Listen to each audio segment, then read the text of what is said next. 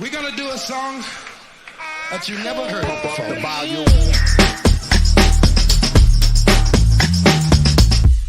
Hear the drummer get wicked.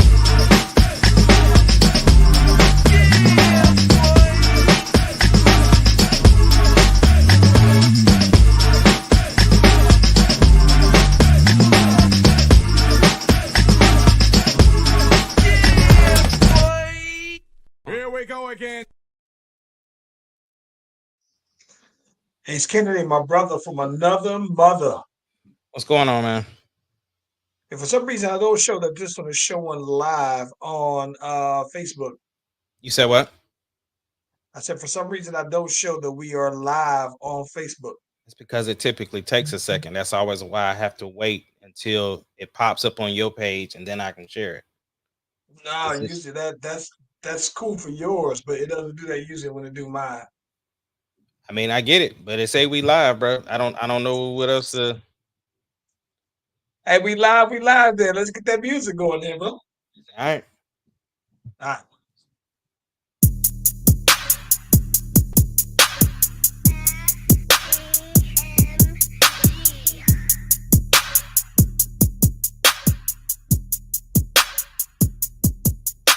The Slash Brothers Podcast, the greatest podcast of all time.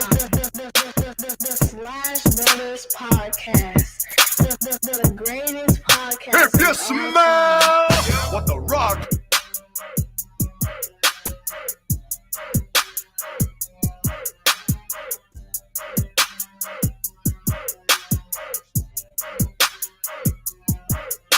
The Slash Brothers Podcast, the greatest podcast of all time. The Slash Brothers Podcast, the greatest podcast of all time. Hey, listen, if you haven't already, be sure to like and subscribe to the Slash Brothers YouTube and Facebook pages. We are live on both platforms at the same time. You click on the notification, click on the bell, you get the heads up that your boys and Miss doing their thing. Hey, it's Kennedy. Hey, man, how was your 4th of July, though? My 4th was great. And by the way, we are live. I double checked because I was able to share it. So I don't know what you talking about. Well, so usually you would share it from, you would share mine. On my live, it's showing that you shared the Slash Brothers page, which is cool either way. Right. But we live though. That's all that was the whole point. Well, yeah, I love this. So we could either way. Yeah, we straight. My 4th was good, man. It was very low key. It was one of those where I felt like I was off too long. And that's weird because I mean, I don't get a lot of time to just like downtime, but it just felt like I was off for an extremely long time. It was just a weird one because it was on a Wednesday. You know what I'm saying? So Right. well, it was on Thursday. So my job, we had 3 hours off on Wednesday. Then we had Thursday off, and then I took Friday off, and then Saturday, Sunday, and then I went into work late on Monday. So it was a lot of time. But had family in town, had my peoples come in from Atlanta. So Charlie got to hang out with her cousin, and Sarah got to see her sister. My brother-in-law was here. We kind of just threw together a menu real quick, which was real, because I told you I was doing hamburgers and hot dogs. That was it. And then Deuce Kids was barbecue, huh? huh? The kids barbecue, huh? Yeah, man, it was simple, bro. And then the crazy part was because Deuce was like, yo, I want beans. And so I did beans. And then once I reconfirmed what everybody was making, we didn't have like that additional side. So I was like, all right, I get some mac and cheese. So that was it.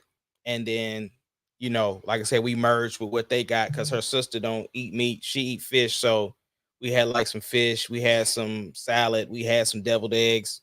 It was straight. That's all good, man. You know what's funny? He said, so the 4th of July is usually a pretty big deal out here. Especially my mother-in-law always makes it a huge deal in terms of the fireworks, in terms of the food. This particular year was a little different because I think that they were just like, listen, man, we're not trying to be out here grilling. It was hot and it was supposed to be raining. So they were just like, yeah, we ain't trying to do this. So there was a lot of what they did was catered. Now, the funny thing about I gotta ask you this. Okay, so let me tell you this. I'm gonna get to that. So one thing that was real cool. So all the DC folks came into town, right? And so it was real cool because I love to go out to DC, but usually when we go out to DC, it's like they're the opposite of us. Like we're going out there and we're trying to see a lot of people, so we don't really get a chance to see everybody for a long amount of time. So what was real dope is at this particular time though, man, especially her cousin, we got a chance to actually spend like extended time with everybody though, man. So that was real dope. Because you know a lot of them we haven't seen since the grandmother's funeral. So it was real dope going ahead and seeing all of them though, man. Plus, it's always cool because my aunt came over, so that's my lone blood family out here, pulling on up on us, and I got a chance to see my cousin's daughter, and she is absolutely adorable, though, bro. Probably one of the top 5 prettiest babies I've ever seen in my entire life. Absolutely adorable. Hold her, it make you instantly have baby fever, though. It was Dang, pretty that's what's cool. up. Yeah. Top 5. Speaking of fireworks, bro, we walked outside. We had this little bitty backpack that had some stuff in it. We was just gonna pop little things for the girls. No, we walked outside and that lightning struck something, and we walked right on back in that house, bro. Like you feel me? No, That's no. all the fireworks we need right there. But Listen, we what? dropped Carly off at one of her friends' Mhm. house, bro. Bro, it was like they stole every firework in Oklahoma City, bro. The way they was popping them things off, bro. Yeah, we was kind of the same way. So I laughed because we did it on 2 days, right? So we popped on the first day, we popped a bunch of them, and it was pretty cool. Me, Pops, and the homie. Shout out to my brother, Cinematic Visuals. He pulled up on me too. And for the last couple of years, it's been all 3 of us that's been doing them and everything. It's pretty cool. I think that for us, it's not even so much as the fireworks, the light show. It's still the thrill of being a kid, lighting them and then running. That's always the funny thing, though. So we did that, and then so the next day we still basically ran it back and still had a bunch of people that were still in town. So we wound up lighting fireworks. And this time, Pops was, he kind of had the sore knees, kind of was getting old. So it was almost like officially passing of the torch for Landon to go ahead and step on up. Now, what's funny about this, I don't think that Landon's really popped fireworks ever, right? And I'm thinking, like, bro, I think I remember popping fireworks as young as 6, maybe, right? So we go out there, and that was pretty fun because he understood. He instantly got the rush of popping them and then running, and then he was just let me light another, let me light another, let me light another. So it was pretty cool. And they used spend a good amount of money on fireworks because I think that they collect them. There's a big fireworks store that's open all year round. That's not too far from them. So they just go through and collect some here, get some there, and before you know it, they got some that's 100 shots. 75 shot, 36, and we lighten them all together, right? So it's like it was real dope though, man. But they like I said, they do it very big when it comes to the fireworks. And it was cool because the neighbors got into it as well, where the one of the neighbors is a retired firefighter and EMS worker. And so he comes through and he does the supervision to make sure ain't no fires or no hot spots and everything. So he come through with it's a joint effort though, bro, because he has like his little water cannons that he pumps and he go through and put some of the wet spots out that we pour water over there. We getting all the way. We're official now, though, bro. So that was real cool. Now I got a question for you though. Before you do, I So gotta say this go one thing. ahead. Bro, they was popping fireworks from Sunday to Sunday. It got so bad. One time I called the police because, sometimes it don't be fireworks around my house. It be other things. So, Ah, so I had to call because I ain't hear the sizzle at the end. All I heard was pop, pop, pop, pop, pop. ah. So even when I called, the girl was like, "Well, we getting reports of fireworks." She said, "But we'll send somebody out." I was like, "All right, well, I'm about to go to sleep anyway," but I had to put the call in. So you officially turned into one of them. Hey, I bro, can't sleep. I'm calling the police. listen, bro, it was too close. Like I said, we hear them all the time ringing off, but it was kind of close. Like it was getting closer and closer. I'm like, all right, this because like I said, I ain't hear the little sizzle at the end. And then once I called, then I heard the sizzle at the end. I was like, oh, okay, them fireworks. So yeah. So Mm. what's your question though? I have a question for you. Now listen, I tend to believe, bro, that I am a connoisseur of sweets, desserts, delicacies, pies. It's my thing, right? So I specifically think that I'm a good judge of flavor, texture, uh, the whole 9 yards, man. When it comes to cakes, right? Like if you want to know if listen, I'm one of the people. If you want to know if your cakes is good, you can send it to me. Let me taste it. And I'll let you know if it's good or what I think you could do to make it better. If it's a pound cake, for example, and just say you might got it lemon, but it might be just a little too tart. You know what I'm saying? If it's not sweet enough, it could be subtly sweet or whatever. And so I think that I listen, I need to be like on them judging shows, like when somebody has a competition and they say, hey, here's the expert, beat Bobby Flay. Beat Bobby Flay. They bring a panel of three blind judges and come on out. And then they basically say, all right, blindly taste these particular 2 plates. And if it was cakes, I think that I would be a good certified cake tester. With that being said, though, bro, so they had 4 cakes, 4 cakes that was there. I say, I'm trying all 4 of the cakes. I'm gonna go ahead and spike. If I have the sugars, if I have the diabetes, I'm spiking on that particular day. So on one of the cakes, no, on 2 of the cakes, they got them from somebody who's a cake lady. And presentation, brilliant, brilliantly presented. And I tried the cake. And listen, mind you, first one to cut into all the cakes, right? I cut into 2 of these cakes, the pound cakes specifically, right? And I found the pound cakes to be good. I was like, dang, that's what I'm talking, right?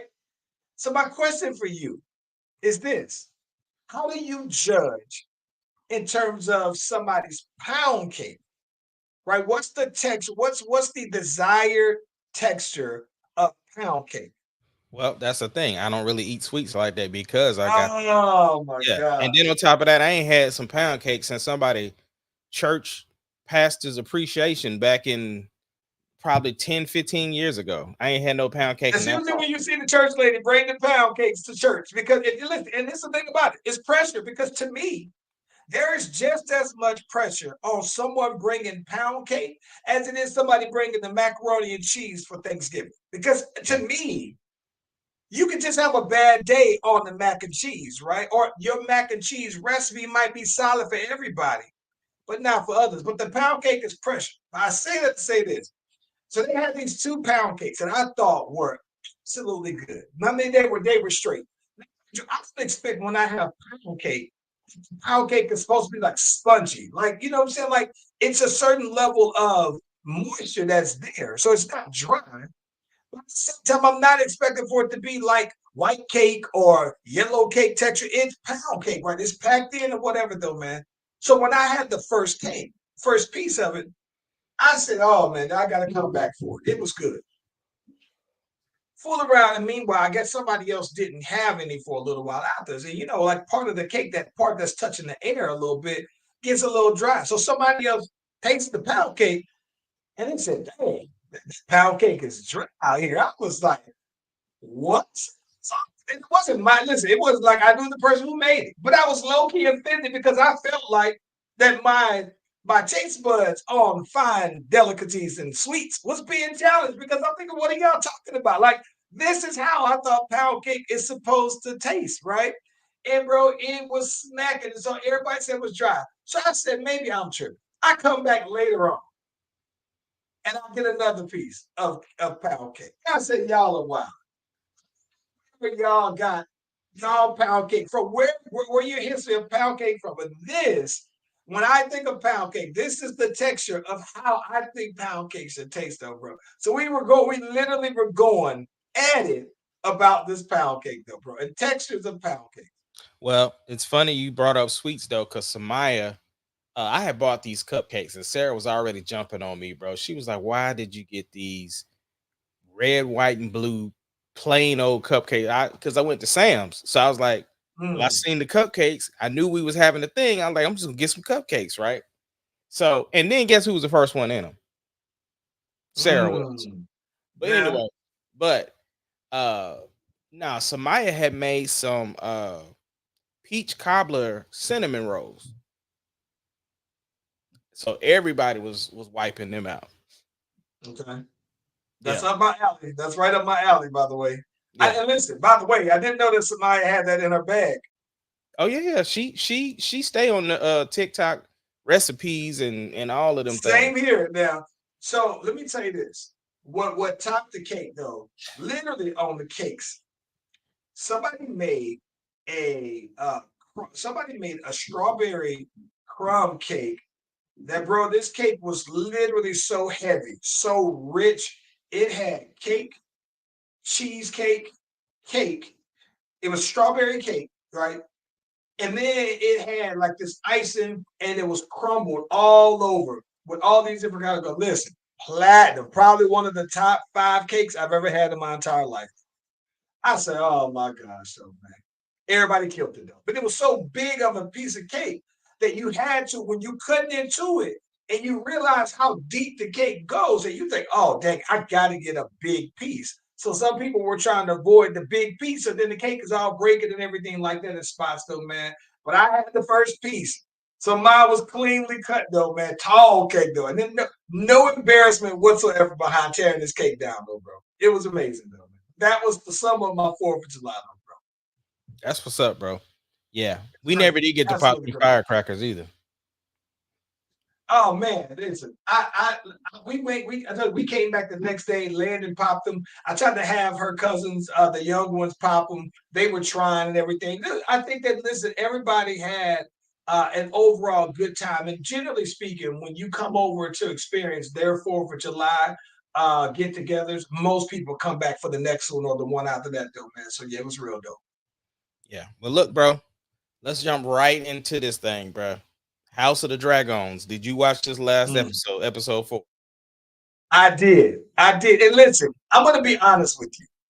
And I tried that. By the way, I don't know if I said this before. My dad said he absolutely hates that I say that and that we say that on the podcast. What? I'm going to be honest with you. He hates that we say say preference that. I'm going to be honest with you. Like he's saying, are you saying that sometimes you're not honest, though? He said it drives him crazy that we say this. But I'm going to be honest with you. Probably my favorite episode of all of the House of the Dragons. More than the first time when Aegon clipped the old boy. Like this one was you talking about better than the last episode of the last season. Yeah, but so Aegon is the king right now. And then not Aegon, the boy was Pat. Yeah. Yeah, more than his scene when he hopped on his dragon and got busy. This one is by far the best episode of the entire series so far. This is my John Cena. I'm at John Cena. This is my Jon Snow coming out the icy lake. This is my Jon Snow being killed and then coming back alive. Right? This is my Jon Snow when the dragons came down and came up to him right face to face. Like all of my favorite episodes are based around. So this your red wedding. This is my red wedding. Yes, this episode was it though, man. This is the one I've been waiting for. Yeah. So I thought it was dope. I love the politics behind it because that to me is the Game of Thrones. And it's like, everybody, bro. The way that girl Aegon mama was talking trash to him, bro, when she was just like, bro, listen, you ain't it. Like you just got the name of being king, bro. Like you just need to relax and sit down somewhere and do what you're supposed to do, and that's nothing. Like let me tell you what I think. This is the thing I think. I did think it was funny too, but in real life, when you think about that though, right? In real life. Imagine that though, right? That you're the king. So it's not like a king is a lifelong title. It's not like president where you get elected every 4 years or whatever. When you're the king, you're that dude until you die, and then you pass it on to the heir. So imagine, right, that your heir then already got his head toppled, right? And now you're having your mama tell you what people probably think about you as well. So when you're the king of all of the the seven realms or whatever though, man, that you're finding out that really this is how people really view it, and you gotta wear that. Like that's tough, bro. Well, it wasn't even that. Where he got really toppled, or where he really got that business shown, was Eamon in the small council meeting talking to Valerian to him, because he ain't even know what he was saying. That boy was spitting that stuff like he was in Bone Thugs and Harmony, bro. I had to rewind it because I thought that I was reading it wrong. That's how bad it was. When he was talking, I had to go back and replay. I said, why ain't his words making sense? Because Eamon is out here talking that Valerian, right? And so when I had to go, I was like, wait a minute. I don't know what the hell he talking about. It ain't me, it's him. Nah, he wasn't paying attention in class when they was learning it. And the other part of it is, of course, I learned this on a breakdown, but the dragons only know Valerian. They don't know real words. So you can only ride them because you can talk to them in Valerian. That's the only thing that they know. So that's why when he was like attacked, the dragon looking at him like, bro, what are you talking about? Like, the dragon is Sunfire. I didn't catch that part. No, I didn't catch that part. Yeah. So that's the thing. Eamon knew that to be a dragon rider, you got to speak Valerian, and Aegon don't know that. So he was up there looking silly, and he was up there riding drunk anyway. So he got a DUI on the dragon. Hey, listen, man, that's tough. That's tough. When you out here riding the dragon drunk. And listen, he can't look like he's more than 18 years old. So how was you getting that slizzard at 18 and riding the dragon, bro? Nah, he been saucy. Stop him. He been saucy since he was before he was king, though. You remember in season 1 he was saucy. That's all he was doing was on that sauce. But this is my thing. Do you mean to tell me that you are so much of a king that you're above somebody else telling you, nah, you don't need to be going out there, bro? 100%. Listen, the night his son got his head cut off, he was getting saucy with his boys. That's how Mouse and Cheese, or whatever they are, what was it, Blood and Cheese, was able to walk past him. Yeah. Listen, bro. I think that it's funny though. I listen, we gotta talk about your girl Rhaenys, which by the way, Rhaenys sounds like a sister name though, bro. So I feel like I know somebody named Rhaenys, but listen. Why she couldn't just leave, bro? She could have got a dub. She won. She won. Because she didn't need to defeat Aemon and his dragon. Didn't need, just scratch him up real good and roll out, because that dragon was big, bro.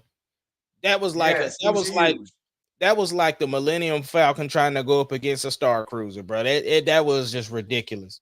And so somebody said that the dragon was so damaged already that there was no choice but to turn back, because she would just got chased down anyway. But yeah, she still though, she could have flew and hid or something. She turned around. Who's to know for sure that the dragon them Aemon would have came back at her? Like, you know what I'm saying? Like, yeah, I don't know, bro. And listen, she mad at her husband because she found out that he had a side baby, and so she went back, bro. I was just like, well, listen, even outside of that, right?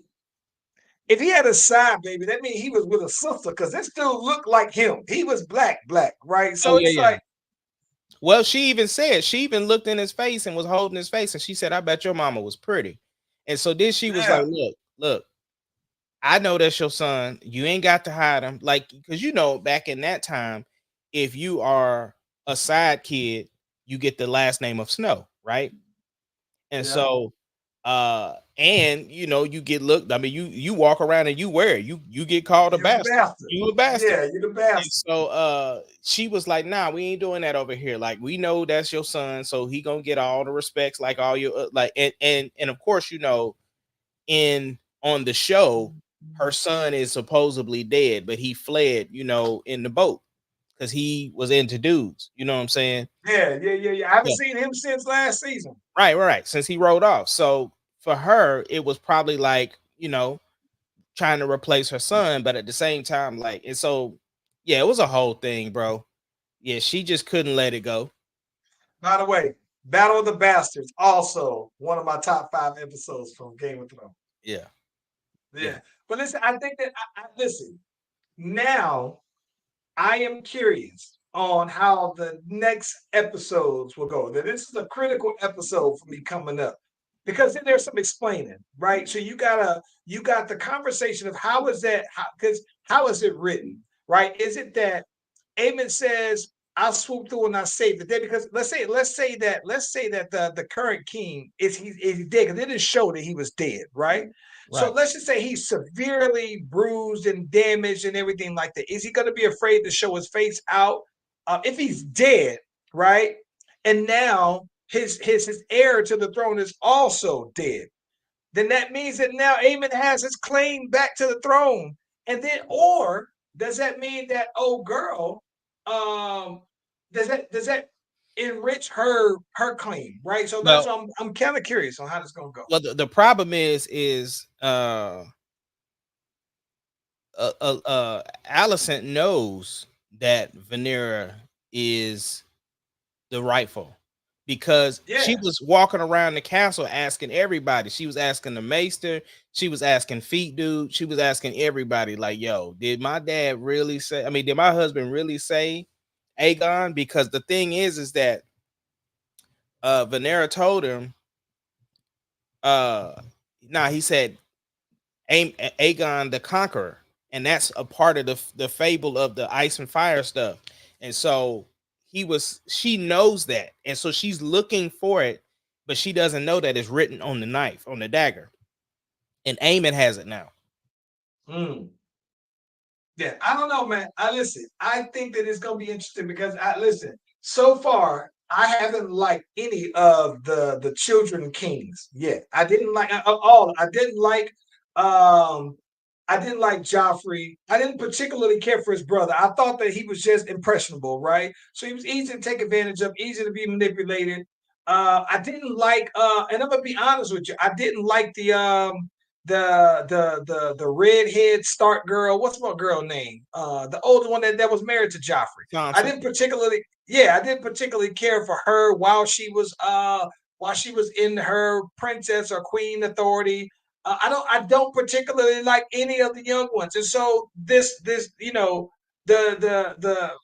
I don't know, man. Aegon is still. I didn't particularly care for him either, though, man. And he was just every episode, every time they would bring him on, he was giving me Joffrey vibes. So I was just like, get him on up out of here, though, man. Yeah, showing up on the dragon drunk like he is. Like boy, stop playing with me, bro. Do you watch the after show? So I don't, and I don't know if I should or not, because I love it. I'm just kind of curious. I'm curious about it. So this is the thing about it. I don't want to be. This is funny. I like being naive to backstories. I want to just be entertained. In this one, I don't have to know backstories. Just entertain me with the show. Not backstories, because see, my thing is I skip past like the trailer for the next week. I skip past that. I go straight to them talking about this previous episode. Like, I love hearing the actors talk about the mindset, like this is where the character was at. Because when you watch Aegon be on TV, but then when you watch the actor playing him, he know that he out here giving them Joffrey vibes or whatever. Like, it's so cool to see him be like, oh yeah, because I'm doing this and da. Like, it's so dope to see him break down. Embracing it, huh? Yeah, because he knows, like, he's a good actor, like, because you hate him, right? But he knows, I hate him so bad. Yeah, but so to see the actor go in and explain, like, nah, this is what I'm doing, and and the character thinks this way, and whoop de whoop, it's so dope. I love seeing all of them talk, because they be you know what I think he reminds me of Dominic Mysterio, bro. Yeah. Makes sense. Yeah, it's like you people don't like you and you just lean into it. That's what I think. That's what I think about it, though. Yeah, it's dope. It's dope. Yeah. Yeah, you been watching any of the summer league stuff?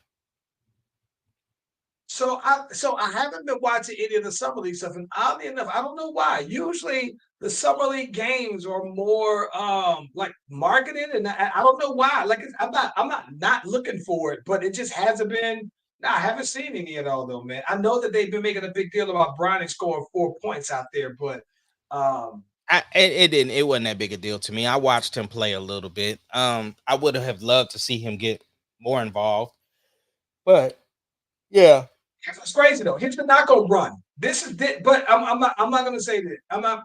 I don't think that. I think that Bronny is an NBA player, right? I think that he has NBA player skills. But there are a lot of guys who I think that about that were better that aren't in the NBA.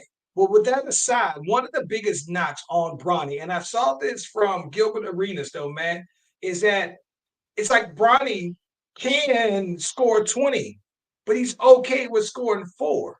Like he's okay with scoring 5. He's so much of a play the right way kind of guy that he's not gonna force the action. And I wonder if that's something that when it comes to the saying this is what Bronny's ceiling will look like as a player, it does make me wonder, like if you never turn into the guy that takes the reins or that forces the action and still make good basketball plays, then I don't know how soon it's going to take for him to reach his ceiling. yeah. I think nerves had a lot to do with stuff, and then when the shots weren't falling, because those 4 points came later on in the game, they weren't even like them first couple of shots he took was like, eh. And there's just not a lot of stars out there. So I wanted to see Bronny, and after I saw him, then I turned it off. I did watch OKC's game that they played yesterday, and we was talking about Luol Deng, right? Like this should be the year for him because he was the finals MVP for the G League. And everybody's like, there's been people calling for him to take Giddey's spot. Giddey ain't there no more. Like this is an opportunity. And they put him out there with the summer league, and he was out there looking like a grade A scrub, bro. Like I'm just like this. Like to me, he plays to the level of competition. But when he gets to I kind of hate. I hate people that do that, bro. I'm like, bro, I hate people that do that. you should absolutely be the captain of this ship out here. Like you have played in the NBA. You were the finals MVP, like I said, in the G League. You should be out here dominating. And bro was out there scrubbing out. Like now that dude, Jay Mitchell, he was going off. Dylan Jones looked like he looked good. And then that center dude, his name is Kelly. He looked good. But let me tell you this: nothing drives me more insane than somebody who is playing against some scrubs and you see them play like a shell of themselves, or somebody who's playing with scrubs, or playing with they got some people who aren't as great, and you see because then it makes me think. All right, you know what? Are you really as good as the people that you're put around? So let's say if you say, "Oh, well, you playing with the starters." So when you're playing with the starters, you turn up your game, and so you go from being a 5-point game scorer, but because you're getting the reps and you're getting better looks from better players, now you're 15 points, right? But if you're playing with the backups or you're playing with the somebody squad, and they're thinking, "No, you got the green light. Go out there and average 20," and you still average your 5 like 15 like that makes me low-key mad because there are a lot of guys who I know that have done that throughout my time of watching basketball and playing basketball, that you're only as good as the guys who you are playing with. Part of that tells me that your looks, like you think it's summer league, so you're not playing against the best of the defenders, right? So it's like part of me saying that you should be able to do it, but then it's like maybe your product that your second tier, or second, third option, fourth option, fifth option, no pressure. But it makes me wonder when that pressure's on you, what that look like. I can tell you, bro, he won't be with the Thunder long if he's gonna play like that, bro. Like we moved on from Poku, we moved on from Darius Baisley, we've moved on for some people. We're not in a position, we're not in the rebuild mode no more. So it's just like, bro, if you're not gonna play, if that's what you're gonna give us, it's not gonna work. And I hate to say this. Let me tell you this. So I did see 2 things I wanted to point out, and I don't know if we ever talk about this before. The one thing I can tell you though, bro, is that this be the problem that the Hawks. This is the Hawks issue. Okay, so the Hawks had the number 1 draft pick, right, in a draft that people look at and just be like, who the hell is these dudes that's out there? Nobody can give you a consensus number 1. And I think that the Hawks, I just think that just with the Hawks, look, this guy who they got isn't going to be that guy. He's not going to be transcendent, like franchise changing. But let me tell you this, though, bro. It just also means that the Hawks are going to be just good enough to where they're going to probably make the play-in or be outside the play-in. But that also means that they'll have a less likely chance that in next year's draft, when Cooper Flagg comes out, because I've been trying to tell people, Cooper Flagg is the real deal. And I saw him working out with the Team USA. And let me tell you this. I think that Cooper Flagg has no back down. Now, will he be like what people say, will he be a generational player? Like, I think that sometimes generational players are a product of you having generational talent, God-given ability, right? But I think that Cooper Flagg is clearly better than anybody I saw in this year's draft, right? And so I think that it's just like, and I saw him going against Team USA, and I think it's just the Hawks look that they got the number 1 pick in the year before Cooper Flagg. I think he's gonna be incredible though, bro. I honestly think that he's gonna be that dude. Well, you brought it up, bro. Is Team USA in trouble? Listen, I'm gonna be honest with you because we try to be honest at every time on this podcast. Right. I think that it's gonna be when you say in trouble, I will know this. They play Canada coming up. Yeah, they play Canada tomorrow. Depending on how they play against Canada tells me if they're going to be in trouble. Because here's the thing about it. We got both of our boys on Team Canada, bro. Yes, and I think familiarity is going to play a factor into it. And not just that. Like I said, this is where I think that this particular team differs from other teams they put together. So I think that the biggest difference between when it comes to FIBA and when it comes to the World Cups and the Olympics is that usually these guys have been committed to playing for their countries for years, for as long as they can make it. They try to get on there at 16 years old, 17 years old, or whatever. And they've been used to playing together for forever. I think that this particular team has been playing to beat each other forever, right? And so you got LeBron, you got AD on there as teammates, but you have very few teammates that are on there, right? And so I think that they've been so focused on beating each other that I think that all the other players have basically been their goal was to play with each other through FIBA and do all these other things. So I think that a team like Canada, who has NBA quality players, right? I think that they could almost look like the USA, where a team like France, who's been playing together for years, that's the only advantage I give them, is that their goal and their number 1 thing was this. Like, this is their version of a championship. And so I think that Canada is kind of the same. Canada has, while we got my boy Lou Dort and we got Shea, I think that they have the same issue that we would have, where the players have been playing against each other versus with each other for so long. Yeah, but I'm just saying, bro, all that being said, Team Elite USA almost beat them, boy. They lost by 1 point, bro. Well, and listen, no slouch, but the Bahamas, all their guys, everybody on the Bahamas has played NBA. Everybody on there, they don't have a guy who's not an NBA player on their roster. Hey, so did you see that boy Dennis Schroeder getting choked out? See, it wasn't that. See, when you say choked out, bro, it wasn't that.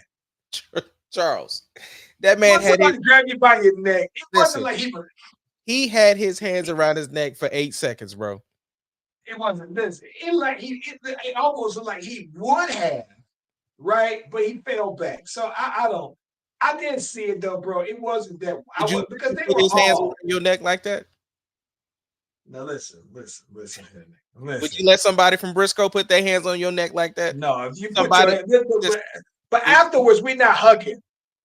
We not clapping. Nah, we can LA do that somebody- after we fight. Listen, somebody at LA Fitness gonna put their hands on your neck like that for as long as he did. Not without seeing these hands. Okay, so And then if why? you, if we why, see why is it? no. It's different. What's different is that you saw these hands, and then you said, "Oh, well, yeah, you got me right." Then I'm giving you props for whipping my tail, but No. there's no you putting your hands around my neck, and then that's the end But of you, it. this is what I'm talking about. You just said that him getting his hands around his neck wasn't that big of a deal. But if somebody put their hands around your neck, then it's a big deal. They see how that goal No, it wasn't. No, see, it wasn't that big of a deal because there was no seeing these hands afterwards. It's only a big deal to me. You put your hands around my neck, and then we bing, or we into a big scuffle. Then it becomes that. But when you put your hands around my neck, and then you hugging up afterwards, then to me, that's more so saying, hey, it was just an involuntary reaction, not like I meant to choke you out, though. So, nah, it ain't that big of a deal. Nobody, I don't think anybody even got a technical from it. So I'm not, and it wasn't that big of a deal.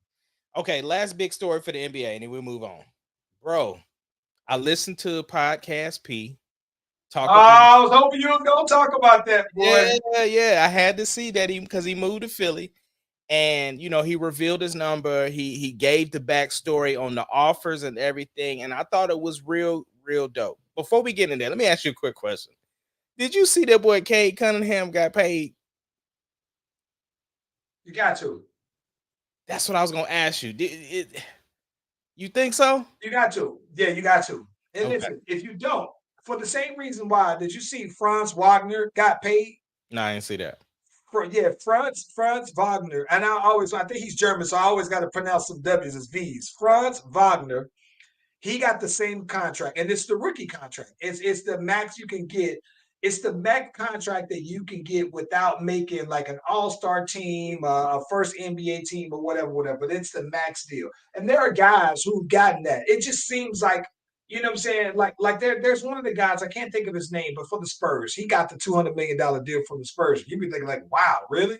But you got to pay Cade Cunningham because I think if you don't, then for starters, I think that Cade Cunningham is good enough. But if you don't pay him, then you're Detroit and you're in this perpetual cycle of to not even mediocrity, but you're on this bottom of the barrel cycle, and it's already hard for you. It's not the free agent destination. It never has been. Nobody's beating down the doors to go to Detroit. All of their big signees have been signing trades, right? They got Blake Griffin because he got traded there. They built their Ben Wallace was the only homegrown one, but everybody else on their team was traded there, bro. So on that championship team. So if you're Detroit, you gotta sign him because do I think that he's a max contract player? No. But given the timing of his contract and where they are, yeah, you got to sign him. So with that being said, was the Clippers wrong for the Paul George? Here's the accelerated timeline of what happened, right? He said in the beginning of the year, they offered him like a 2-year, $60 million deal. So 30 a year, right? And then they gradually kind of went up, and then he was like, nah, just stop. We ain't talking about this till after the season. Fast forward, after the season, he played 74 games, 73 games, right? He said, well, listen, if y'all telling me I'm that guy and you want me here and Kawhi here long term, then just give me what you gave him, right? So he said, if Kawhi ain't gonna take the full max, I won't take the full max. Give me. So they got up to 150 for 3 years, right? So he said, cool, but do 150 for 3 years and give me a no trade. And they was like, nah, we can't do that. He said, okay, then do the 212 for 4, and let's call it even, because that way, if you trade me, I got paid, right? And so they was like, nah, go ahead. And they do have a history. They signed Blake Griffin to a max contract and traded him 6 months later. Yeah, so he's like, look, it ain't about the money, but it's about the respect, though. If you're telling me, if you're saying this, then put it on paper, right? Like, so once that happened, after they didn't already gave me the disrespectful contract, all right, then I'm open to hearing what other teams have to offer. And so he said when Philly pulled up, Dr. J pulls up. Yeah, Joe Dumars pulls up. Like, are they rolling out the red carpet? He said that boy Dr. J told a story. He said, man, we made it to the championship, didn't make it. Made it to the championship, didn't make it. Made it to the championship, didn't make it. He says, then we signed Moses Malone. We made it. He was the missing piece. You're the missing piece. And that boy was ready to sign right then and there, bro. Hey, listen, man, I'm not gonna lie. Let me tell you this before I tell you my answer. Dr. J still one of the smoothest operators ever. Because I remember going to Vegas, right? And I was on a flight with Dr. J, and he was out there with some fine little tender. Now, Dr. J at the time was probably about 65. This chick that Dr. J was with had to be half his age easily, though, right? Half the age easily, though. Now, it could have been that he's out there with his granddaughter. I don't know. But either way, it didn't look like it. And she was out there fine, right? Okay, so Dr. J still carries that cachet in the NBA community because I think that people still look at him like he's still Dr. J, right? It's not quite Michael Jordan, but I think he has an aura like Michael Jordan, though, right? Yeah. Here's my response to that. I told you last week. Nobody's wrong when it comes to Paul George. So do I think the Clippers were wrong? No, I don't think that the Clippers were wrong. Do I think Paul George was right to feel like he was being disrespectful, being disrespected by their contract offer? Yes, he does. Do I think Philly should have offered him the bigger contract? Yes. But do I think that from the Clippers' perspective that they thought that it was a disrespectful contract offer? No, I don't think that they're wrong. And here's the reason why I don't think that it's wrong. Because if you're looking at it based off of salaries, you're saying, well, pay me what you're paying Kawhi, right? And they didn't want to pay him what Kawhi was what they were giving Kawhi, right? And the reason why is because they don't see you as his equal. Like it's always been that you're the Robin. We don't see you as two Batmans on the same team. I get that. That makes sense the way that they presented the contract, but that ain't what they're telling him. That's the difference. And that's where yeah.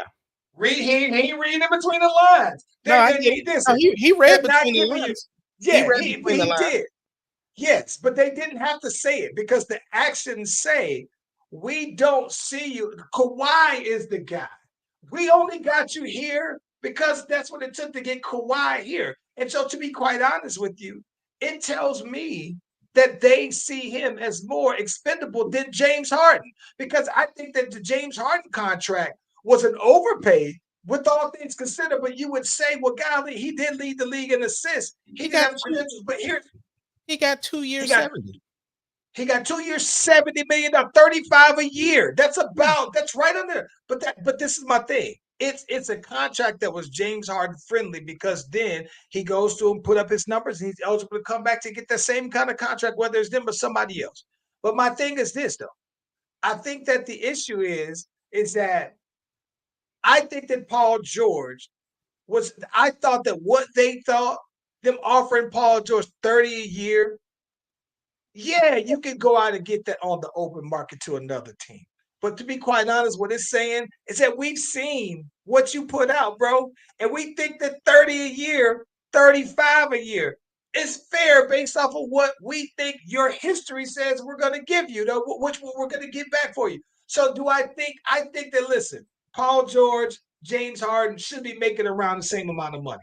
But I like Paul George a lot, but I can't justify any scenario that he should make more money than James Harden or equal the money that Kawhi, because I don't think that James Harden at this point should be making what Kawhi, like you pay people based off of their value to your team. So if you pay him what you're paying to Kawhi, it's like that means that salary wise you're equal, right? But that's why nobody on the Lakers get paid what LeBron gets paid, because they don't see them as equals to LeBron. AD doesn't get paid what LeBron get paid. Nobody will, because LeBron is the Batman. And so I just think that Kawhi, don't get me wrong. I can understand why Kawhi said, listen, if y'all not going to give me what everybody else thinks, that that's on a fair, free market. That's the beauty of free agency in the NBA. is that somebody is willing to go ahead and do that, though. So do I think that Philly should have? Yeah, because your third best player was Tobias Harris, bro. Yeah, you got to. You gotta pay a little bit more. And so, I think that it's like, but then it's like that's why you got to go ahead and re-up on Tyrese Maxey's contract as well, though, man. So I don't know, man. But like I said, with Paul George, and nobody's wrong when it comes to Paul George, bro. So I don't think that the Clippers were wrong. Well, I'm happy for him though. He'll get to play. I mean, I hope everybody stay healthy over there. And I hope he get to make a deep run. I do think it is kind of funny though that he's going to Philly when James Harden played in Philly, though. That's the thing I don't think that people are actually talking about it much. Like it didn't work for James Harden over there, but he's like it might be different. But again, Paul George fits on any team. And he said that it was real close to him going to the Warriors. And I think that it would have put the Warriors right back up there, though, bro. So he's that good, though, bro. But at the end of the day, well, I like that the Warriors already have him. I like that the Warriors got Buddy Hield, though. I do too. I do too. I think he's as close to Klay Thompson as you're gonna get. 100%. Plus, you beat out the Lakers to get him. Yeah. I just think that Paul George, bro. Let me tell you though, man. I just think that in the end, the 76ers aren't, even though they have Paul George, I think it makes them more competitive. Do I think it makes them a clear favorite? It should. It should. But I thought that almost on every team that Paul George has been on, bro. So I don't know. Bro, so 4th of July, Juneteenth, K-Dot came, did the concert, had the K-Dot and Friends, you know what I'm saying? And then, we heard news that he shot the They Not Like Us video, and it finally has come out. What's your thoughts on the video? I'm gonna be honest. I'm gonna be honest with you, bro. I'm gonna be honest with you. I love the fact that he was putting on for LA, right? I thought that was a real cool thing. But in terms of the video, the actual video, if I was rated on the scale of 1 to 10, I'd give the video like a 6 or 7. And I only say that because I thought first person shooter was a 10 out of 10. So, but even with that being said, I don't think that the video needed to be anything more than what it is. It was just a visual putting on for LA. But I'm just in comparison, right? But I think that here's the thing I think that's funny though. I think that what makes Kendrick Lamar so interesting, bro, especially when it comes to these last few records about Drake in this battle, is I think that it's funny how people look at these triple entendres because I've never heard Kendrick explain his lyrics, right? But everybody has this, oh, you didn't catch this. You didn't catch this. Well, even with the video is very simple. And people are like, oh, no. But you didn't catch this. You didn't catch this. Let me tell you what I mean. So somebody said that on on They Not Like Us, how Kendrick Lamar's rapping, and he's like, what, yeah, what. So somebody said, nah, what y'all not catching is that what, WAP in itself, right, is saying WAP, the abbreviation historically means without papers. So they're saying you've been a guest in hip-hop, Black culture, without papers for so long that now we're saying you're not like us because you don't have papers to be. And I was just like, see, listen, he's great, but I don't think that he meant that, right? So then fast forward, I'm watching the video, and somebody says, what y'all not missing is that Kendrick isn't very animated in the video. There's scenes on the video where he is just straight face and he's just rapping. And he's basically saying, nah, that's what y'all missing. It's because he said, no, my lyrics speak for themselves, so I don't got to do all of this. And not just that, again, back on the without papers, right? They said that's the reason why he's shooting the video on the like there's some shipping containers. right? Because you're an export, right? So we're exporting our culture out to you. Now it's just like, no, that can't be. Like he's again, because he's a Pulitzer Prize winner. I think people just have these layers to it, and he's great, bro. He is, I told all-time great worth. But I thought that overall the video was just what it needed. It didn't have to be over the top. But I thought that it still had very strong impact. The video was never gonna do what the concert did. That it wasn't gonna have the same impact. Truly. But Truly. the two things that I did appreciate was one, who it was directed by, and two, that he had his wife and kids in it. Facts. Yeah, I thought that. Listen, and listen, I do like the idea that he had DeMar DeRozan in it. He was on stage with him. I don't think you're gonna get every. I don't think, but I did think that it was a close recreation of it, as close as you could possibly do, given the time constraints, right?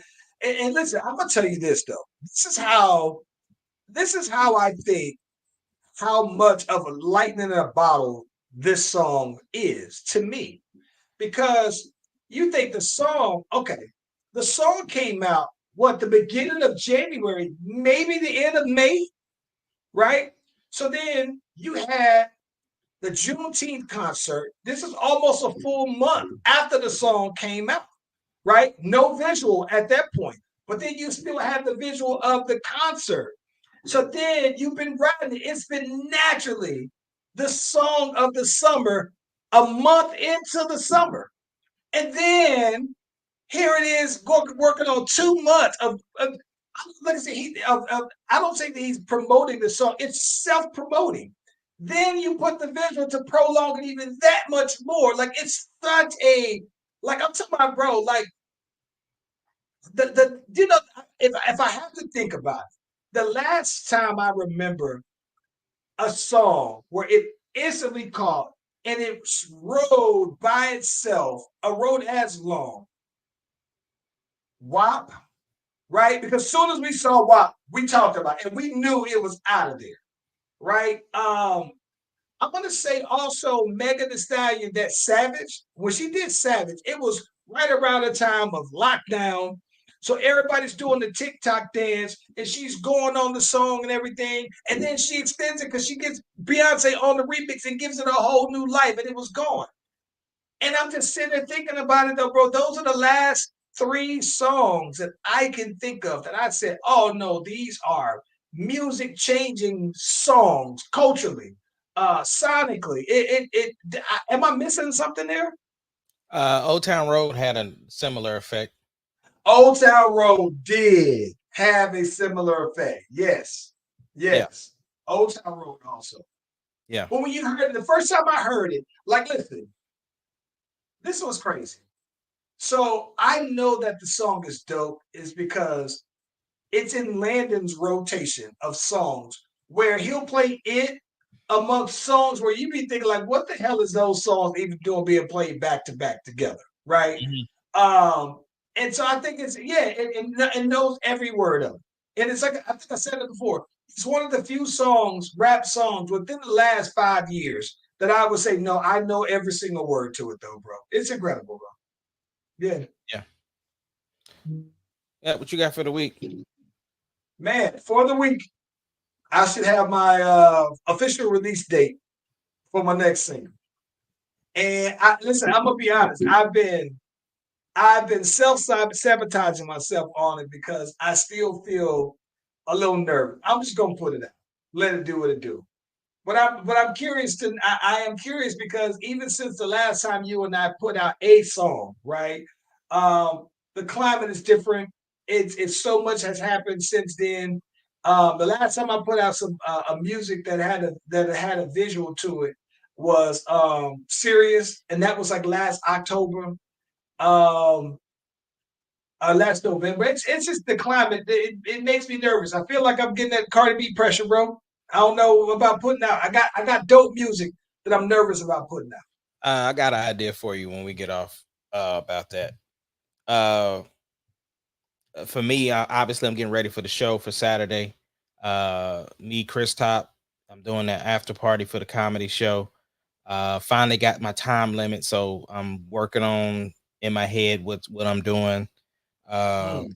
So yep, just getting ready for that. I've been in the lab recording again, so trying to get everything all tightened up so that I can come right after you with dropping something. So yeah, musically just amping everything up, and that's about it. Yeah, I'm ready, man. Like I said, I think I have my next 3 songs already lined on up that I want to go ahead and put on out. So I just got to figure out the strategy behind it though. But I'm excited though, man, because I think that I think they're all 3 bangers. All go with the theme of my project though, bro. That's what's up. Well, look, y'all, we appreciate y'all joining us from ATL all the way to OKC. We are the Slash Brothers, and we see y'all on the next one. Yep.